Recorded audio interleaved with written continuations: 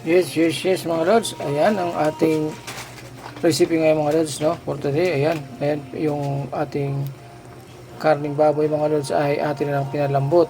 Ayan. Ayan mga lods, no? At siyempre mga lods, habang pinapalambot natin siya, kanina ko pa pinakuluan yung mga lods, no? Medyo malambot na siya. Ngayon gagawin natin mga lods, ilagay natin yung ating laman ng gabi. Ayan mga lods.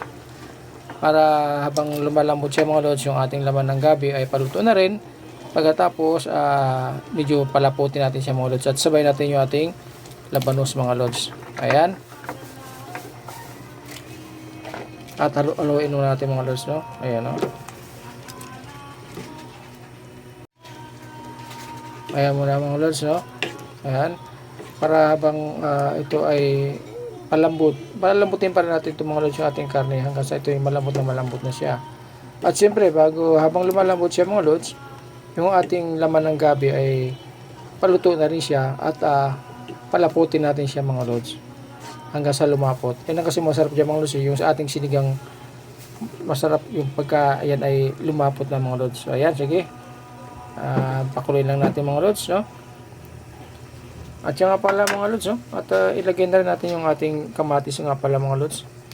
Ayan, sabay natin kamatis natin at yung ating sibuyas mga lods. So ayan, para magkaroon na siya ng mga lods, no? Ayan. At siyempre mamaya natin lagyan niya asin mga lods, no? Pag medyo okay na yung ating karne. Okay? So ayan mga lods, no? Ayan ang ating lapot na siya mga lods, no?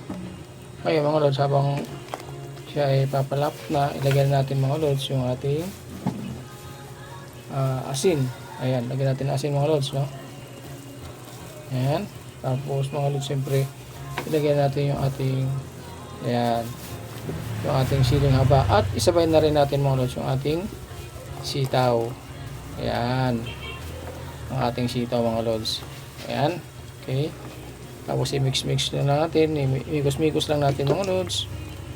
Ayan, kita nyo naman natin malambot na yung ating karne mga lods. Ayan, yung ating laman ng gabi, atin rin siya palalambutin para lumapot siya mga lods. Okay, ayan, o. Okay. Ayan mga lods. Okay na, medyo malapot-lapot na siya mga lods dahil yung ating laman ng gabi ay luto na rin at malambot na rin yung ating baboy mga lods, yung ating karning baboy. Ayan. Ngayon mga lods, ilagay natin ating okra. Ayan.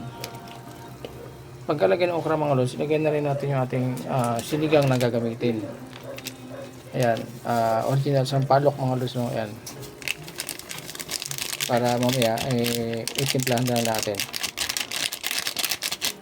Ayan. Imikos-mikos natin. Mikos-mikos. Ayan. Mikos-mikos. Ayan mga lods. Mikos-mikos lang. Ayan, o. Alam nyo mga lods, no? Masarap din talaga sa ganitong luto ay maraming gulay. Ayan. So mayroon pa tayong ilalagay mga lods, mamaya ng konti. Inaun lang natin yan para kasi hindi pwedeng sabay-sabay mga lods, no? Ayan, kasi mayroong matigas, mayroong madaling lutuin ay ating karne. Ayan. Okay.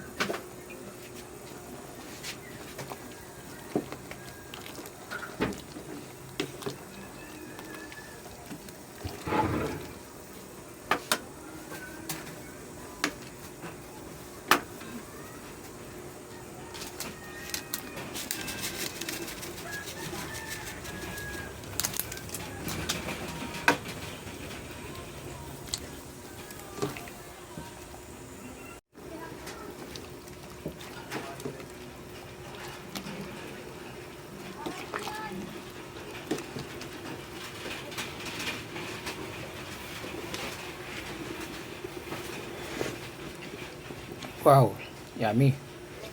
Sarap mga lods. Okay na siya. Okay na yung timplada natin mga lods. So, pero ilalagay pa rin natin yung ating gulay mga lods. May gulay pa tayo. Last na gulay ilalagay natin. Ayan.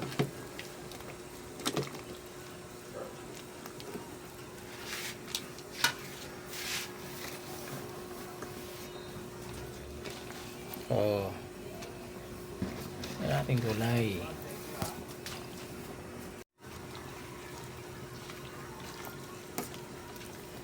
Yan mga lods, yung ating gulay na kangkong.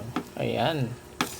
Ayan, nagpapayami mga lods sa ating ulam ng sinigang na baboy. Ayan mga lods, no? Siya ang last natin mga lods na gulay na nilagay. Ayan, mikos-mikos natin siya mga lods. Ayan. At muli natin siya titikman mga lods para sa ating desisyon. Sa ating final na pagtitikim. Okay mga lods. Mikos-mikos lang muna natin. Ayan. Ito malambot na talaga yung ating karne mga lods. Nakita nyo no. Ayan o. Ayan. Okay. Ayan na mga lods. Ito na. Atin na siyang titikman mga lods. At para mahatulan na natin. Ayan. Ayan.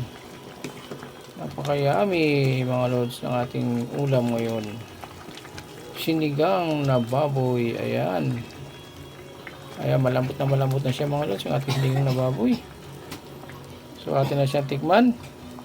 At para madesisyonan natin.